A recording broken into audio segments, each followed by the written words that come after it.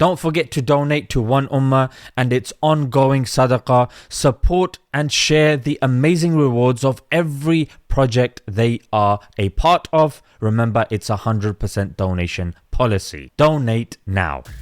Smile to Jannah.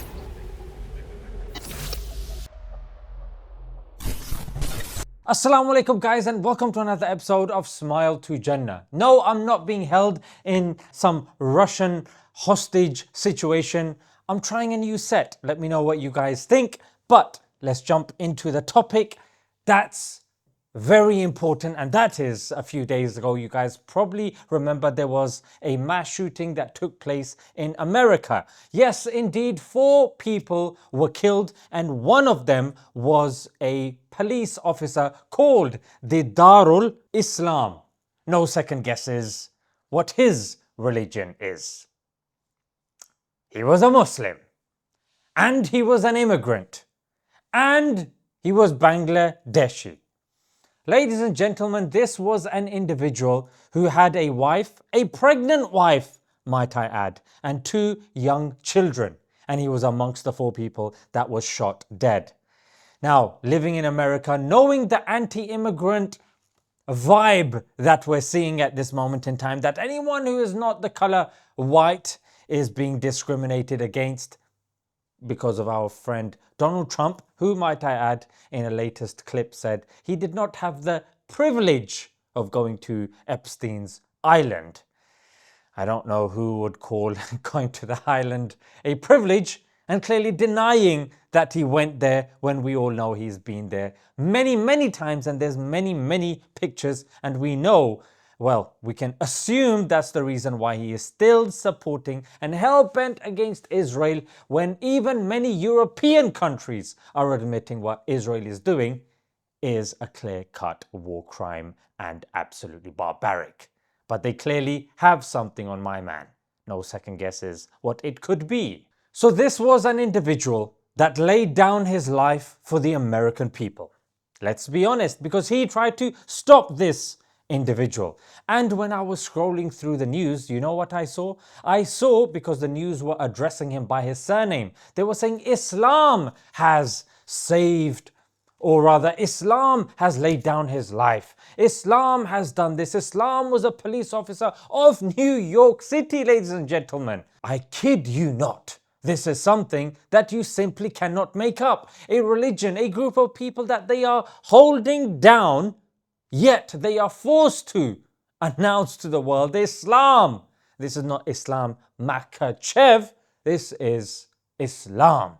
Yeah, the New York police officer. In a mosque in the Bronx, as they say, they lined up on the streets commemorating him. And even in the Upper East Side, there were dozens of NYPD officers that lined the streets celebrating this individual and his sacrifice and commemorating and mourning his loss. Ladies and gentlemen, for us in the UK, we have a similar example. Not so long ago that you guys remember, there was an individual called Abdullah who was in Leicester Square, and he witnessed an 11-year-old girl being stabbed and a 34-year-old mother. After which he jumped to the rescue. He apprehended the individual and bravely disarmed him. Ladies and gentlemen, pause. His name is Abdullah. The previous guy was Islam. This guy is called Abdullah, which literally translates as slave of Allah. Slave of Allah. Today you guys have seen so many videos in which stuff is happening in public. These are social experiments. Stuff is happening in public. And nowadays the people are so individualistic, they refuse to step in. And I don't frankly blame them, because London is knife central, as we're seeing in this case. But Abdullah did not care. He didn't say these are the non-Muslims. These are the ones that I'm taught in the Quran to kill and to murder in scores and scores of places. If this was the case, would Didarul Islam not have run away? Would Abdullah not have run away? Ladies and gentlemen, this far-right, Israel-funded propaganda is absolute garbage. It does not hold theologically. They cannot prove unambiguously that the Quran says, yeah, just kill the Muslims. Bas aiming. Yeah, just like that for no reason whatsoever. Absolutely not. Yeah, and that's why when I was debating somebody at Speaker's Corner, far right Christian, hate preacher, whatnot, he couldn't provide one evidence from the Quran. Ladies and gentlemen, because it does not exist. Grooming, migration, yes, of course there are issues pertaining these. Nothing is perfect. It's a government issue and it can always be improved the way they deal with it. But to label it to a specific color, to a specific race, to a specific religion is absolutely inaccurate, and you know that there is foul play taking place. So don't fall for this, ladies and gentlemen. And if you want to know facts, I'll tell you facts. There was a Gallup 2011 poll in which they were asking people of different faiths. That's what they were asking. You know what they were asking? You want to take a guess? They were saying, is it ever okay to kill innocent people? And you know the group of people with the highest percentage that said you can't? It's a whopping, how much is it? 78%. They were Muslims. Muslims, they were the highest, and they said, no, you should not kill civilians in any situation. Why? Because they are basing it upon the narration of the Prophet, peace be upon him, that said, don't kill women and children, narrated in Imam Malik's Muwatta.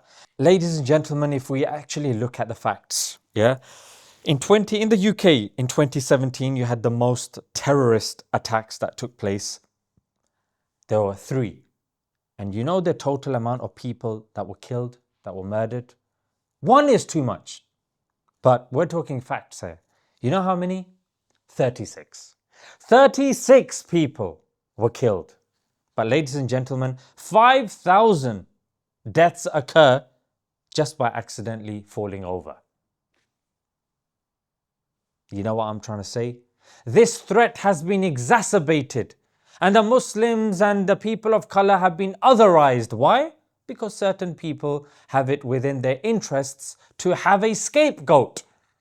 And that's why the University of California and CAIR, they looked in America where this anti-Islamic rhetoric was coming, and they noticed $200 million was spent on the Islamophobia industry. They looked at the data from about 2008 to around 2013. So ladies and gentlemen, big bucks is being put into this industry. Not to mention Georgia State University that said 4.5 times there's 4.5 times more coverage on Muslim terrorists than there are people of other faiths. So ladies and gentlemen, not to mention that 601 mass shootings have taken place in America in 2022. I'm going to say that again. 601 mass shootings in 1 year. That is a big, big issue. But when a man that's clearly not following his faith properly, as we know in The Guardian, it was mentioned around about 2008 or something in The Guardian, you had the MI6 or MI5 rather, they were saying that the people that are terrorists, the Muslim terrorists, they're the ones that are not following their faith properly. Yeah, so there you have it, ladies and gentlemen. There are issues that actually need our attention, but when people make it to be a religious or a race issue completely, I'm not saying in certain areas it might well be, of course, yeah. However, when people try to make it as only grooming gangs are only brown people, immigrants that are colored are the only problem. No, that's when it's unjust, it's wrong, it's inaccurate, and it needs to be called out. Let's leave it there, guys. Until next time, Assalamu alaikum.